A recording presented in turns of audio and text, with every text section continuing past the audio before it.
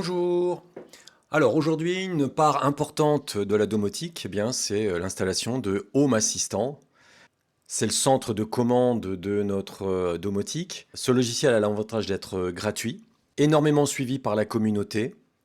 Donc je vais vous expliquer un petit peu comment on l'installe, c'est pas très compliqué. Je vais vous montrer les grandes lignes, ce qu'il y a à savoir pour débuter. Et après, eh bien, ce sera à chacun d'installer en fonction du matériel qu'il a, parce qu'évidemment c'est énorme, c'est très vaste. Donc il va falloir mettre les mains un peu dans le cambouis. Quand vous avez quelque chose de nouveau, bien, il va falloir chercher un petit peu si c'est prévu par Home Assistant, si c'est pas prévu, voir s'il n'y a pas quelque chose à l'extérieur qui permet de le faire fonctionner. En général, il y a toujours quelque chose qui permet à l'extérieur, on trouve toujours quelque chose, mais il faut chercher parfois un petit peu. Donc là, je vais vous expliquer voilà, les choses importantes qu'il faut connaître, et puis après, bah, il faudra de votre côté chercher. Allez, on attaque. Alors, il existe plusieurs types d'installations. Nous, vous vous en doutez, on va l'installer dans Docker. Donc, on va se connecter à son Open Media Vault, comme on l'a déjà fait plusieurs fois dans les vidéos précédentes. On va dans Service, dans Compose, puis dans File. Et là, on va pouvoir ajouter un container qu'on va nommer Home Assistant. Vous mettez le nom que vous voulez, mais enfin bon, je ne vois pas pourquoi on mettrait autre chose. Voilà le compose que je vous propose. Rien de bien extraordinaire. Donc là, vous avez le port sur lequel on va devoir se connecter tout à l'heure. Alors là, j'ai enlevé ce device-là qui correspond à une clé USB que j'ai. Donc vous, bah, il faudra s'adapter un petit peu à ce que vous avez. C'est bien là la difficulté de la vidéo que je suis en train de faire. C'est-à-dire que je peux bien évidemment pas couvrir toutes les clés qui existent. Donc là, moi, cette clé-là, c'est une clé qui me permet de me connecter à tout ce qui est en 433 MHz qui sont une norme maintenant un petit peu dépassée, puisque maintenant on a du Zigbee, on a plein de choses. Mais bon, comme j'ai pas mal de choses qui fonctionnent encore là-dessus, j'ai gardé ma clé qui permet de les utiliser. En dessous, vous avez le répertoire sur lequel on a installé tous nos Docker depuis le début. Voilà. Alors avant d'enregistrer, il faut commenter le mot device ici, puisqu'il n'y en a pas, et on peut enregistrer. Voilà, donc là on est sur Down pour Home Assistant, on va se cliquer sur Up, et là il lance l'installation. Donc on laisse l'installation se faire, ça va pas être très très long, je vais pas couper, je pense que ça devrait être assez rapide.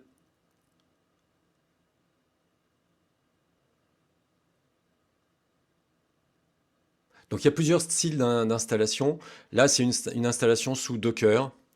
Il y a des avantages, il va y avoir quelques petites contraintes, mais c'est pas problématique, c'est-à-dire qu'il y a certaines choses qu'on va aller devoir chercher de l'extérieur et qui n'est pas installé tout de suite via notre Home Assistant. Voilà, c'est fait, c'est installé. On clique sur Fermer. Voilà. Et maintenant, on va pouvoir aller sur notre page. Donc, on tape 192.168.1.45, deux points. Et là, on tape notre 81.23 dont on a parlé tout à l'heure. Et on arrive, voilà, ça y est, sur notre page Home Assistant. Alors on voit qu'il y a donc créer la maison, c'est une chose, mais en dessous il y a importer une sauvegarde. Alors ça peut être intéressant quand on a une sauvegarde, de l'avoir sous clé USB par exemple, et de venir la sélectionner, la mettre ici pour restaurer une sauvegarde. C'est vraiment intéressant, ça n'existait pas avant ça. Enfin, quand je dis avant, c'est il y a quelques années. Donc ici, eh bien, on va devoir se créer un utilisateur avec un mot de passe.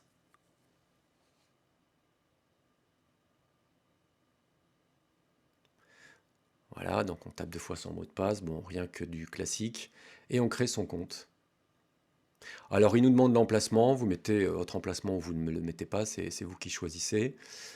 Là j'ai tapé Paris, mais en fait je l'ai pas cherché, donc voilà, je me suis un peu trompé, mais c'est pas grave.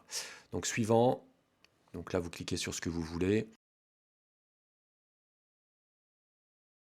on clique sur suivant. Voilà, c'est bon, on est bon pour démarrer. Et nous voilà sous Home Assistant. Alors, je ne vais pas entrer dans les détails pour l'instant sur l'utilisation de chacun des onglets. Bon, on retrouve Map. Bon, ça peut avoir un intérêt, mais pour l'instant, c'est pas le propos. Énergie, là, ça va nous intéresser quand on voudra y mettre notre batterie, nos panneaux solaires. L'activité, bon, ben pour l'instant, il ne se passe pas grand-chose, évidemment. L'historique, idem. Voilà. Médias, pour l'instant, il n'y a rien, on n'a rien du tout. Liste des tâches, même chose, pour l'instant, il n'y a vraiment rien d'intéressant. Donc ce qui est intéressant pour l'instant en dessous, là, on aura cette partie-là pour redémarrer notamment. Et ce qui nous intéressera le plus, c'est cette partie-là où on a un tas d'onglets et notamment les appareils et services qu'on va pouvoir paramétrer. Donc là, pour l'instant, il n'y a pas grand-chose. Ça va être à nous d'aller intégrer les appareils. Certains vont se mettre automatiquement parce que Home Assistant va les chercher et d'autres, eh bien, il va falloir les intégrer nous-mêmes à la main. Donc ici, vous voyez qu'on peut ajouter une intégration. Et là, on nous propose un tas de marques. Donc là, ça couvre déjà pas mal de marques. Mais, donc ça, ce sont les intégrations officielles faites par les programmeurs de Home Assistant. Mais il y a aussi ce qu'on peut appeler un store non officiel d'intégration d'appareils, eh bien, qui est faite par une communauté qui est très active, qui propose des choses, mais là, pour le coup, rien d'officiel. Mais donc, on va devoir pour cela installer ce qu'on appelle HACS, le Home Assistant Community Store. Et pour ça, eh bien, il va falloir qu'on le fasse en passant par l'extérieur, c'est-à-dire qu'on va devoir utiliser Putty pour aller installer ce HACS. Voilà, donc j'ai lancé Putty. On met notre adresse de notre serveur 192.168.1.45, hein, c'est l'adresse de notre NAS qu'on utilise depuis le début, enfin pour moi en tout cas. Ensuite, on tape root et là, on doit retrouver son mot de passe root, celui qu'on a utilisé dès le départ quand on a installé Open Medieval. Là, dire, ça permet d'avoir un petit peu ce qu'il y a dans le répertoire dans lequel nous sommes actuellement. J'utilise un petit peu, voilà, CD 2.2, ça permet de visualiser un petit peu ce qui se passe. Donc on voit bien notre répertoire Docker dans lequel on va se placer, CD Docker. On affiche ce qu'il y a dans ce répertoire. Et là, on voit tous nos Docker qu'on a déjà installés. On va aller dans Config, donc CD Config. On peut aller plus vite, hein, là c'est juste pour vous présenter un petit peu. On retape dire, donc on voit tous nos Docker, tous nos conteneurs déjà installés. Et on va aller dans le répertoire Home Assistant.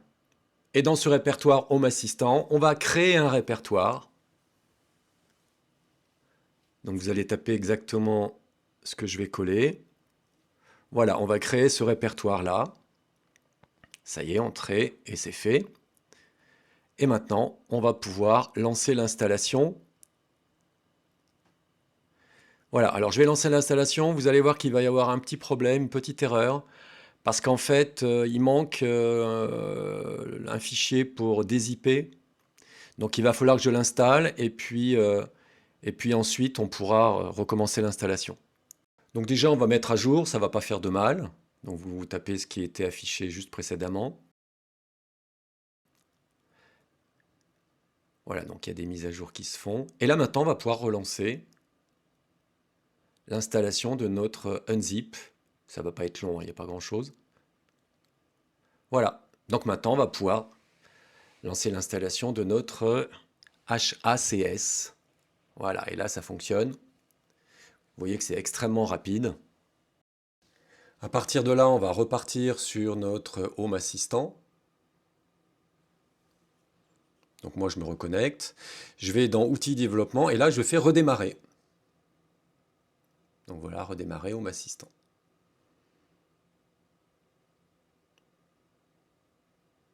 Voilà, donc là il faut attendre un petit peu. Vous allez voir qu'il va y avoir des messages indiquant voilà, que la connexion a été perdue. Donc il va falloir redémarrer entièrement. Donc il suffit d'être patient. Éventuellement vous actualisez, comme je suis en train de le faire, vous actualisez la page. Une fois que vous êtes reconnecté et que tout fonctionne, vous avez mis à jour, eh bien vous allez dans Appareil, ajouter une intégration. Et là on va taper l'intégration HACS. Voilà, elle est présente, elle ne l'était pas tout à l'heure. Ici, vous cochez tout et puis vous appuyez sur Valider. Voilà. Donc là, on va avoir besoin d'avoir un compte GitHub. Donc là, si vous en avez déjà un, tant mieux. Donc là, je copie ce code-là et je clique sur le lien. Alors sur GitHub, ben, je mets mon mot de passe et vous, vous créez un compte si vous n'en avez pas. Alors là, j'ai une double identification, donc j'ai dû aller chercher le code sur mon portable. Voilà, on continue. Et là, eh bien, on copie-colle, enfin on colle le code qu'on avait pris tout à l'heure. On autorise HACS.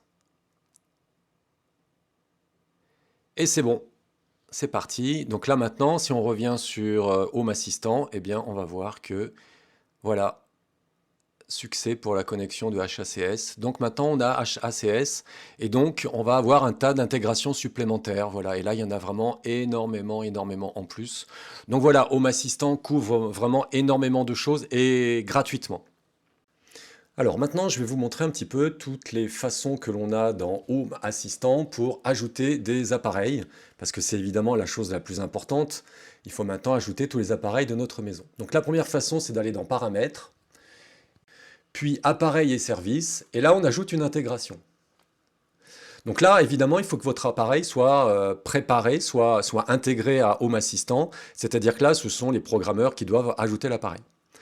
La deuxième façon, c'est d'aller dans HACS, et de regarder si des programmeurs extérieurs au développement interne de Home Assistant n'ont pas prévu quelque chose. Donc là, si ça n'est pas dans HAS, eh bien on va dans les trois petits points. Et notre dernière chance, c'est que quelqu'un a préparé une intégration lui-même, en passant par GitHub, par exemple, on pourra intégrer quelque chose qui n'a pas été prévu par HACS. Globalement, une fois qu'on a tout essayé, franchement, il y a énormément d'appareils qui sont utilisables et ça progresse évidemment tout le temps. Donc là, je vais vous faire un exemple pour chacun des cas. Donc le premier, on clique sur Appareils et services et on ajoute une intégration. Donc là, je vais ajouter une intégration dont je sais qu'elle y est puisqu'on en a parlé il n'y a pas très longtemps dans une vidéo. C'est ESP Home. Donc vous avez programmé par exemple un ESP32 comme je l'avais fait sur ma batterie. Un ESP32 dans lequel vous avez balancé une programmation via ESP Home. Et donc là, maintenant, vous voulez que votre ESP32 soit reconnu par Home Assistant. Donc le plus souvent, il va falloir que vous connaissiez l'adresse IP. Donc moi, je vous conseille toujours ce petit programme Advanced IP Scanner qui scanne tous les IP de votre réseau. Et donc ça permet d'ajouter l'IP de l'ESP32 que vous voulez rajouter. Donc là, on va cliquer sur ESP Home, pardon. Voilà, et là, bien, on remplit l'IP dont je viens de vous parler à l'instant, donc 192.168.1.86, donc c'est l'IP de ma batterie. Voilà, on valide. Alors là, comme à chaque fois, on va nous demander dans quelle pièce est l'appareil. Donc là, eh bien, on va sélectionner pièce. On voit qu'il y a déjà 3 pièces paramétrées, mais nous, on va vouloir en ajouter une, puisque moi, la batterie, elle est dans le sous-sol. Alors après, vous ajoutez ce que vous voulez, icônes, images, etc. On crée, et voilà. Maintenant, on n'a plus qu'à terminer. Et on a directement tous les boutons et contrôles qui permettent d'avoir ou de contrôler les informations de ma batterie. Bon, alors, le lieu n'est pas de regarder un petit peu les informations qui reviennent, mais voilà, vous voyez qu'on récupère très simplement toutes les infos. Donc là, c'est la première situation, c'est-à-dire que c'est prévu par les programmeurs de Home Assistant. Deuxième solution, on passe par HACS, parce que ce que l'on veut intégrer n'est pas dans le programme lui-même. Donc par exemple, on va regarder, donc on va cliquer sur Appareils et services, Ajouter, et imaginons que je veuille ajouter une information, enfin un programme qui s'appelle Alarmo, qui est une petite option qui permet de gérer l'alarme. Et bien là, on voit qu'Alarmo n'est pas dans Home Assistant. Donc on va aller dans HACS, et là, on va voir que Alarmo est bien dedans. Donc on clique dessus. Alors il y a plein d'informations, hein, si vous voulez des infos. Voilà, c'est évidemment très documenté. C'est pas le lieu ici. On télécharge. Alors il y a possibilité de choisir la version. Donc nous, on va prendre la dernière. Voilà. Télécharger. Et donc là, il a téléchargé Alarmo. Alors il faut bien comprendre que pour l'instant, Alarmo n'est toujours pas dans Home Assistant. Il a juste téléchargé Alarmo.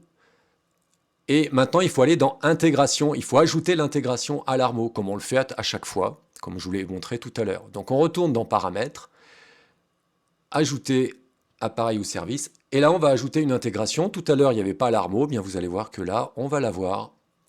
Voilà, il y a Alarmo. On clique dessus. Comme tout à l'heure, il nous demande une pièce. On met n'importe quoi, c'est pas le problème ici. Voilà. Et on a des informations qui concernent l'alarme si on veut la paramétrer dans notre Home Assistant. Voilà.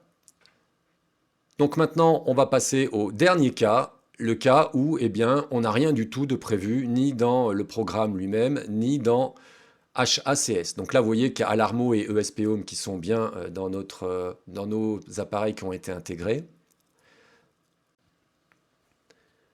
Donc on va dans HACS. Et là, on va essayer d'intégrer une option qui est bien pratique pour les gens qui sont chez EDF en tempo, c'est d'avoir le retour des couleurs rouge, bleu, etc. Et ça, c'est pas prévu par les programmeurs. Donc, par contre, à l'extérieur, il y a des gens qui ont prévu quelque chose. Donc on va devoir aller chercher cette information, surtout le lien. Donc là, on va devoir aller dans un moteur de recherche. Voilà. Alors moi, je connais le nom déjà, il s'appelle RTE Tempo. Donc je clique sur GitHub aussi, comme ça je suis sûr de tomber directement dessus. Et voilà, sur le premier lien, on l'a. On clique dessus. Alors on peut lire les informations en dessous, c'est pas le problème ici non plus. On copie l'adresse. On retourne dans notre Home Assistant. Donc on est dans HACS. On clique sur les trois petits points. Et on va cliquer sur Dépôt personnalisé. Et on colle notre lien, tout simplement. Alors, il y a plusieurs types de choses que l'on peut ajouter ici. Nous concernant pour l'instant, c'est intégration. Et on ajoute. Donc, il faut bien comprendre que quand on clique sur ajouter, donc ça y est, il a été ajouté, on va pouvoir fermer. Donc là, on va cliquer sur la croix. Là, il vient d'être ajouté à la liste que l'on a dans HACS. Regardons, Tempo, vous voyez qu'on a maintenant RTE Tempo dans HACS.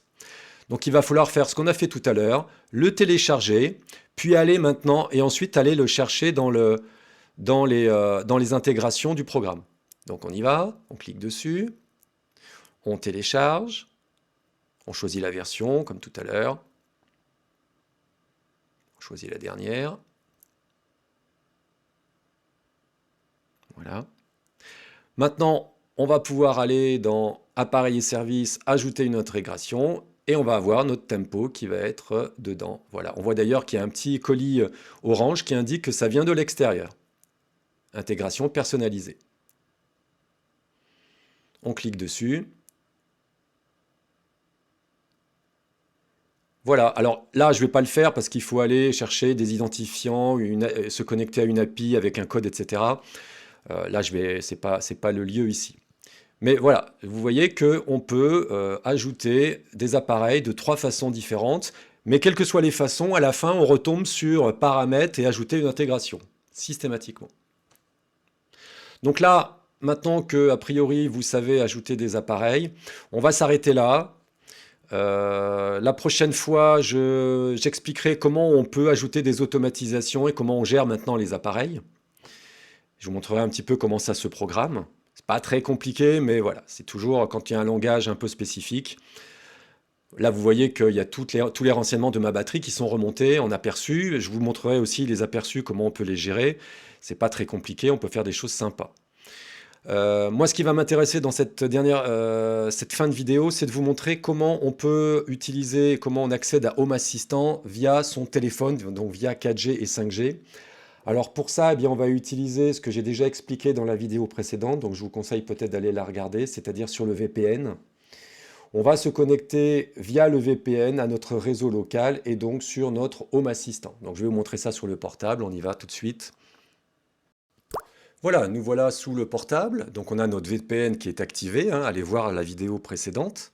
Donc on est sur notre réseau local, donc j'ai lancé Chrome, alors je suis sous Android, Et là, on va devoir taper la même adresse que tout à l'heure. Donc je me connectais au 192.168.1.45. Alors toujours pareil, hein, c'est mon adresse perso. Vous avez peut-être choisi autre chose pour votre NAS, l'installation qu'on a faite il y a bien longtemps maintenant, il y a 3-4 vidéos. 2.8123, on appuie sur Entrée. Et boum, on se connecte à Home Assistant. Là, on va rentrer le mot de passe que l'on a choisi tout au début de l'installation de Home Assistant, c'est-à-dire bricolo, le mot de passe. Alors, très important, vous cliquerez sur Rester connecté, parce que sinon, il va falloir se connecter à chaque fois, c'est pénible. On se connecte. Chrome nous propose normalement ensuite d'enregistrer le mot de passe. Voilà, donc on l'enregistre. Et on se retrouve avec les mêmes informations que l'on avait tout à l'heure sur l'ordinateur. On voit qu'on a les mêmes options, hein, c'est exactement la même chose. Donc on va pouvoir contrôler, eh bien ici ma batterie, mais ce sera bien évidemment tout autre chose une fois que vous aurez intégré tous vos appareils. Alors maintenant on va en haut à droite les 3 petits points et on fait ajouter à l'écran d'accueil. On choisit ensuite un nom. Et vous allez voir que automatiquement sur l'écran d'accueil, vous allez avoir un lien directement vers Home Assistant. Et donc maintenant, à chaque fois qu'on va cliquer dessus, bien automatiquement, on va revenir sur la page avec tous les renseignements que l'on voudra y mettre. Voilà. Donc j'ai fait à peu près le tour de cette première vidéo. La prochaine, comme j'ai dit tout à l'heure, on s'occupera de voir comment ça peut se programmer. Donc quelques automatisations simples. Voilà, on va s'arrêter là. Elle fait déjà quasiment plus de 20 minutes. Oui, plus de 20 minutes. Donc je pense que c'est pas mal. Je vous dis ciao, à la prochaine vidéo. Portez-vous bien.